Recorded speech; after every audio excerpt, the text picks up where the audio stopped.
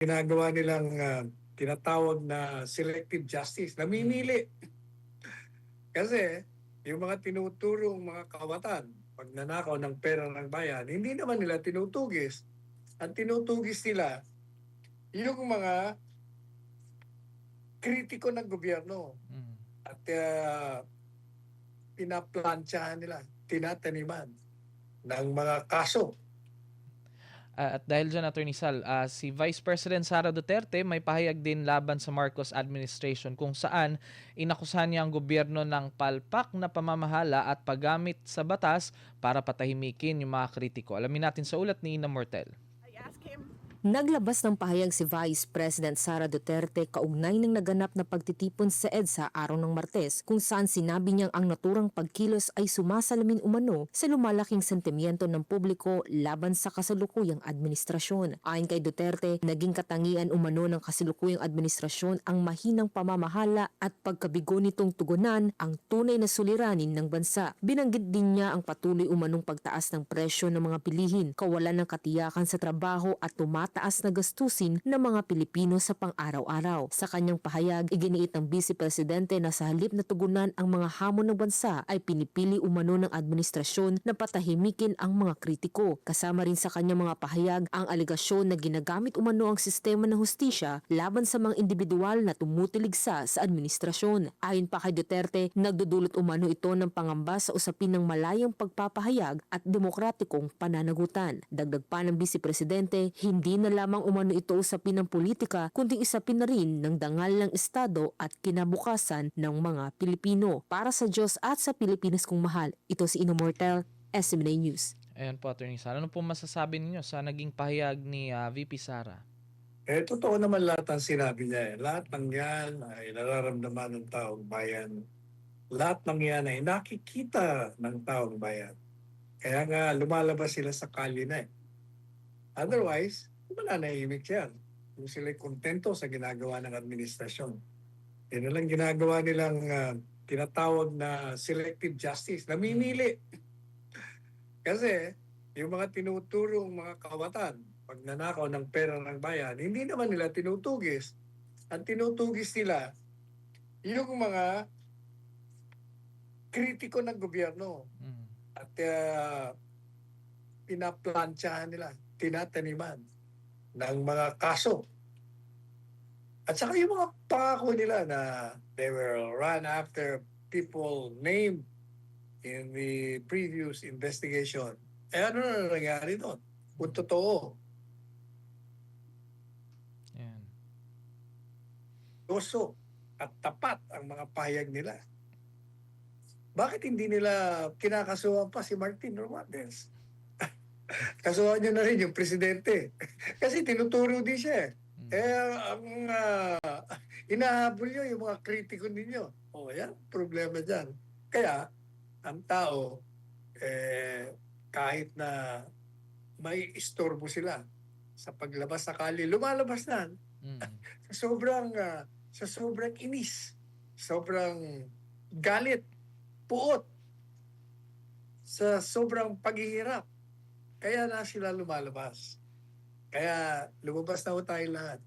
Ayan, umaabot na tayo ng almost 3,000 mula sa 1,000 na nanonood sa atin. Ayan, Attorney Sal. At dahil sa pahayag ni VP Sara, dumepensa yung Malacanang sa pahayag din ng INC na may umiiral na selective justice sa kasalukuyang Marcos Jr. government. Alamin natin sa ulit ni Creslyn Catarong. Sa palace briefing nitong Martes, pinabulaanan ni Presidential Communications Office Undersecretary Claire Castro ang pahayag ng pamunuan ng Iglesia ni Cristo na may umiiral umanong selective justice sa ilalim ng kasalukuyang administrasyon. Ayon kay Castro, hindi ito totoo dahil maging ang mga kaibigan at kaalyado ng pamahalaan ay nahaharap sa mga kaso kapag may sapat na ebidensya laban sa kanila. Aniya, patunay ito na seryoso ang administrasyon sa pantay na pagpapatupad ng batas. Binigyang diin din ni Castro ang paninindigan ni Pangulong Ferdinand Marcos Jr. na walang sinuman ang exempted sa batas, anuman ang kanilang kulay sa politika o relasyon sa administrasyon.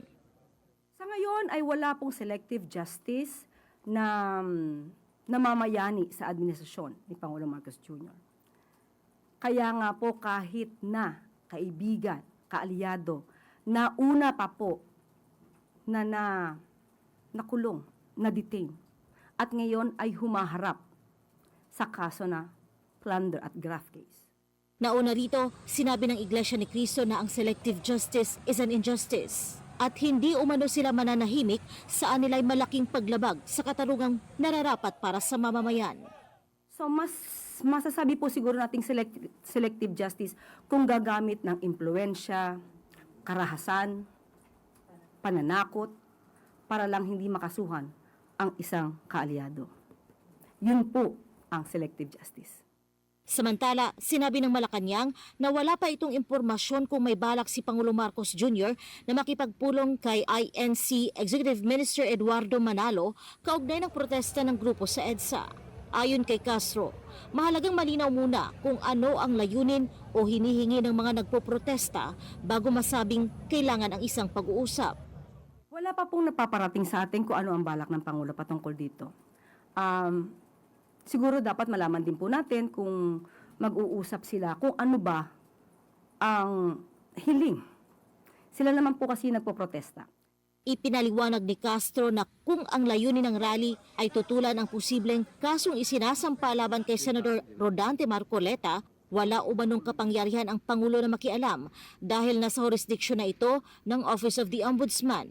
Dagdag pa niya, mahirap sabihin kung handang makipagnegosasyon ang Pangulo sakaling humiling ang INC kapalit ng pagtigil ng protesta dahil wala pa umanong malinaw na kahilingan ang grupo. Binigyang diin din ni Castro na hindi basta-basta papayag ang Pangulo sa anumang hiling kung ito ay makaaapekto sa hustisya, makapipinsala sa mas nakararami o labag sa umiiral na batas. Kaugnay pa rin ang kaganapan sa EDSA. Hindi makumpirma ng Malacanang kung nagkaroon ng intelligence lapse kaugnay ng surprise rally ng INC. Hindi ko po masasagot kung nagkaroon ng intelligence lapses dahil madaling araw po ay nalaman na po namin. Although, sabi nga natin, iginagalang natin ang liderato ng INC. Pero ang pag-admit na ito ay isang surprise rally at itinago, hindi po yun maganda. Binigyang diin ni Castro na ang pagtatago ng plano sa isang malaking pagtitipon ay hindi naaayon sa batas at hindi rin nagpapakita ng paggalang sa karapatan ng ibang mamamayan na maaapektuhan ng naturang kilos protesta. Nang tanungin kung inusisa ni Pangulo Marcos Jr. ang mga otoridad kung bakit hindi agad natunugan ng intelligence community ang rally, ito ang sagot ni Castro. So kung sila pa pong grupo, hindi naman sila terorista. Hindi naman sila rebelde. May kanya sila, private citizen sila, na may kanya-kanyang agenda. So kung hindi ko po masasabing hindi natunugan, hindi ko po rin masasabi kung may kakulangan. Ipinaliwanag ni Castro na mas nararapat na ang mga kinauukulang ahensya tulad ng DILG at PNP ang sumagot sa usapin kung nagkaroon ng pagkukulang sa intelligence operations. Para sa Diyos at sa Pilipinas kong mahal, ito si Kerseling Catarong, SMNI News. Ayan, Attorney Sal, pinanindigan ng Malacanang na wala talagang selective justice against doon sa sinasabi ng mga nagrarally. Nakakatawa at nakakaawa yan si Aling Clara. Nagkakandautal. Nagkakandautal. Hindi malaman kung ano sasabihin niya sa pagtatanggol sa administrasyon. Kawawa ka naman.